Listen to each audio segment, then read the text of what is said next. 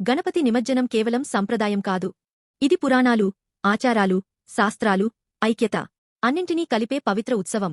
వినాయక చవితి నుండి మట్టి గణపతిని ఆహ్వానించి, భక్తితో పూజించి, చివరగా జలంలో నిమజ్జనం చేస్తాం. మట్టితో పుట్టిన గణేశుడు మట్టిలోకే కలవడం జననం, జీవనం, లయం అనే సృష్టి చక్రం గుర్తుచేస్తుంది.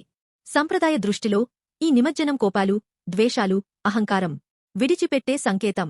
కొత్త ఆరంభం కోసం మనసును పవిత్రం చేసుకోవడం. ఐక్యత యొక్క సారం. మంటపాలు, తోరణాలు, ప్రసాదాలు, అన్నదానం అంతా కలిసి ఒకే కుటుంబంలా చేసుకుంటాం. హిందువుల మధ్య భేదాలు లేకుండా మన వినాయకుడి ముందు అందరం సమానమే. కలిసి ఉంటే బలం పెరుగుతుంది. సహాయం పంచుకుంటే సమాజం బలపడుతుంది. పర్యావరణ పరిరక్షణం. మట్టి విగ్రహం మట్టిలోకే కలిసిపోవడం, ప్రకృతితో సమన్వయం ఉంచడమే లక్ష్యం. ఈ వీడియో నచ్చితే లైక్, షేర్, కామెంట్ చేయండి. మరియు హిందూయిజం A to Z భక్తి వీడియోల కోసం సబ్స్క్రైబ్ చేయడం మర్చిపోవద్దు.